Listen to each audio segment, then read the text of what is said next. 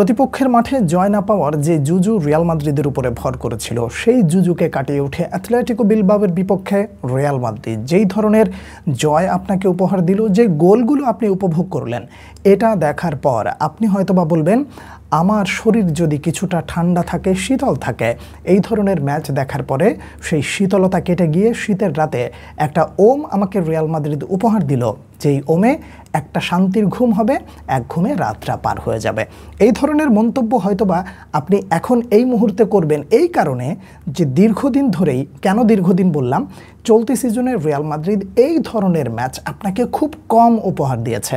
আপনি রিসেন্ট টাইমে দেখেন সর্বশেষ ৩-৪টা ম্যাচে আপনি এই ধরনের রিয়াল মাদ্রিদকে আপনি দেখেননি, যে কারণে আপনি এখন এই মুহূর্তে বলবেন যে শীতের রাতে রাত জাগা সার্থক হয়েছে। শুরু থেকে যদি একটা একটা করে আমাকে বলতে বলেন, তাহলে এই ম্যাচে আপনি অতি মানবীয় কাকে বলবেন? কিলিয়ান এমবাপেকে বলবেন নাকি থিবো কোর্তোয়াকে বলবেন? আপনার দৃষ্টিতে যদি কিলিয়ান এমবাপে হয়, তাহলে আমার দৃষ্টিতে হবে Thibaut Karatoya. Real Madrid early একটা গোল দিয়েছে ঠিকই, ট্রেন্ট আলেকজান্ডার আর্নল্ডের পাস থেকে কিলিয়ান এমবাপের দুর্দান্ত ফিনিশিং বলবো নাকি তার আগে একটা ড্রিবল করব। এই যে ড্রিবলিং তারপরে এমবাপের যে ফিনিশিং, তাতে করে এমবাপে সুলভ এই গোলটা আপনি বলতে পারেন। কিন্তু তারপরে প্রথম হাফে থিবো কোর্তোয়া যে সেভগুলো আপনাকে দিয়েছে, আপনাকে কাঁপন ধরিয়ে দিয়েছে না? আপনি যদি শীতের কাপড় পরে থাকেন তাহলে আপনাকে একটু ঘামিয়ে তুলেছিল না? চিন্তায় আপনার কপালে ভাঁজ পড়ে গিয়েছিল না?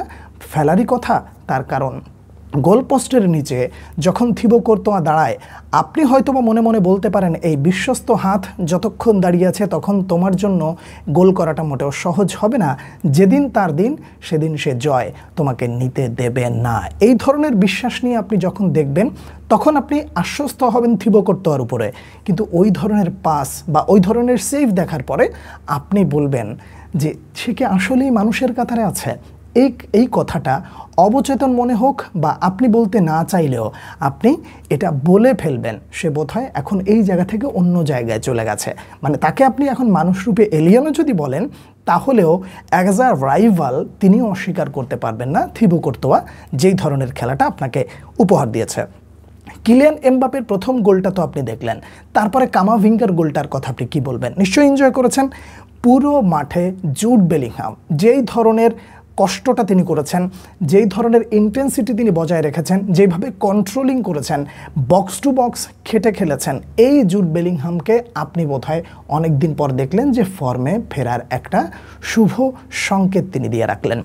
এরপরে কামাভিঙ্গা যে গোলটা করলেন, ওই গোলটা রিয়াল মাদ্রিদের মানে ডান সাইড দিয়ে ট্রেন্ট আলেকজান্ডার আর্নল্ড যখন ক্রসটা দিল, হেড করলেন এমবাপে সেকেন্ড হেডে, তারপরে গোলটা দিল কামাভিঙ্গা। আপনি এই রিসেন্ট টাইমে রিয়াল মাদ্রিদের খেলা দেখলে এই জায়গাটাই আপনি সবথেকে বেশি মিস করেছেন, যে ডিবক্সের যে কোনো একটা প্রান্ত থেকে যদি বল ক্রস করা হয় তাহলে হেড দেওয়ার লোক নাই, কিংবা বাম প্রান্ত দিয়ে ভিনিসিয়াস যে কাউকে বলটা দেবেন ওখান থেকে ক্রস করবেন, সেই জায়গা থেকে ফিনিশ দেওয়ার মতন একটা লোক থাকে না। তো এইটার মানে এই যে ঘাটতিটা, এই ঘাটতিটা রিয়াল মাদ্রিদ বা জাভি আলোনসো ফাইন্ড আউট করতে পেরেছেন নিশ্চয়ই, যে কারণে এই কামাভিঙ্গার মাথা থেকে এই ধরনের গোল আপনি দেখতে পেলেন।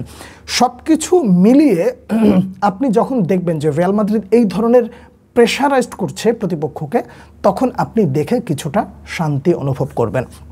অবশ্যই ব্যাড নিউজও আছে।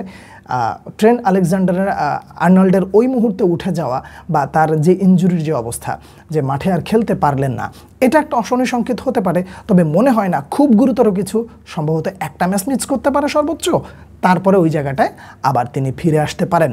যদি ম্যানচেস্টার সিটির ম্যাচের আগে ফিরে আসেন তাহলে সেটা হবে রিয়াল মাদ্রিদের জন্য আরও বেশি একটা পাওয়া।